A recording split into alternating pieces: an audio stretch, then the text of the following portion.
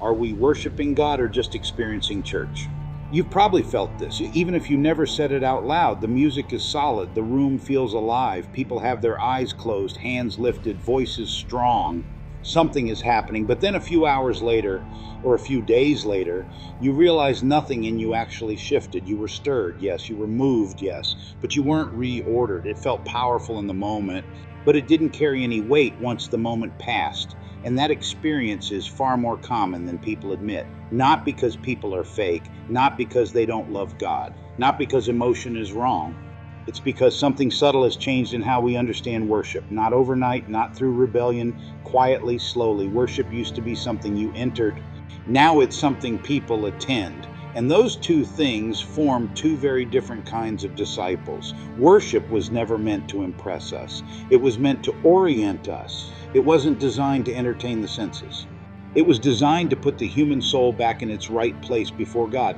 Before worship is expression, before it's music, before it's atmosphere, it is direction. It turns the body, the mind, the imagination, the will towards someone greater than the self. That's why worship historically required cost. Time, stillness, repetition, surrender, the slow unclenching of control, not because God needs it, but because we do. Worship always forms something, even when we're not aware of it. When worship is aimed at God, it forms reverence. When worship is aimed at the self, it forms appetite. And here's the shift most people never noticed. At some point, worship stopped being ordered around God's presence and started being ordered around the experience of the people in the room. Not through conspiracy, through accommodation. Churches wanted to help people feel comfortable. They wanted to remove barriers. They wanted to speak the language of the culture. And slowly, worship began borrowing the tools of entertainment and performance. Lights softened, music swelled at the emotional peaks, lyrics became simpler, more repetitive, more self-focused. The service began to feel like a concert, then a talk, then a release. None of this came from bad motives. But once worship is shaped around audience experience, it has to compete for attention, and competition always escalates. If attention becomes the currency, then louder wins, brighter wins, more emotional wins. At that point, spectacle isn't a strategy, it's a requirement. Because when God's presence is no longer assumed, it has to be manufactured. When reverence fades, atmosphere takes its place. When transformation isn't expected, emotion becomes the substitute. This is why modern worship looks the way it does. Not because people are shallow, but because the logic demands it. Music is powerful. It moves the nervous system. It unifies a room instantly. Lighting shifts perception. Darkness feels intimate. Brightness feels victorious. Color sets mood. None of that is imaginary. It works. But here's the part almost no one says out loud. Emotion can move you without changing what you love. You can feel lifted without being corrected. You can feel comforted without being confronted. You can feel close without being transformed. And worship that never asks anything of your body will never ask anything of your will. It becomes expressive instead of formative.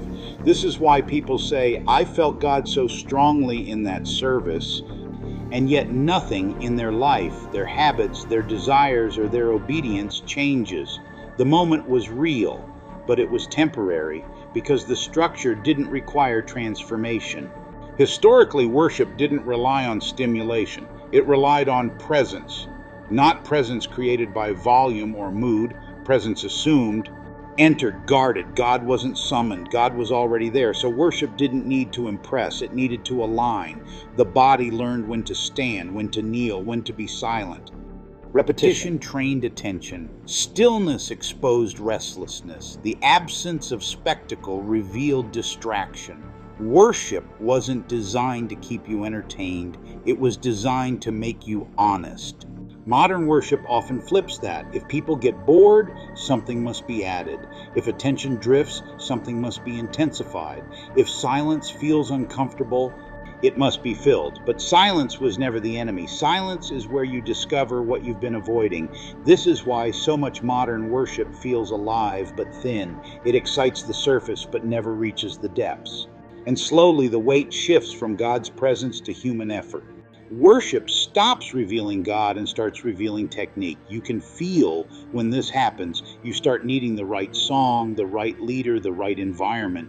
Without it, worship feels flat. That dependence is the warning sign, because true worship doesn't depend on conditions, it depends on orientation. And the uncomfortable question underneath all of this is simple. What kind of God needs to be made convincing? What kind of God needs lighting, volume, and momentum to be felt? And what kind of God is already present, whether the room feels electric or painfully still? One produces spectators, the other produces worshipers. One trains people to consume, the other trains people to offer themselves. And you can see the difference over time, not in how people sing, but in how they live. Real worship doesn't end when the music stops. It follows you home. It confronts your loves. It resists your habits. It reshapes what you call normal. It isn't always exciting, but it is always weighty. And weight changes things. If worship has to constantly escalate to feel alive, that's not revival, that's compensation. The answer isn't to strip everything down or pretend the past was perfect. The answer is to recover what worship actually is, not performance, not atmosphere, not expression, alignment. Because what you worship is what you slowly become. And the kind of worship that works is the kind that keeps working when nobody's watching.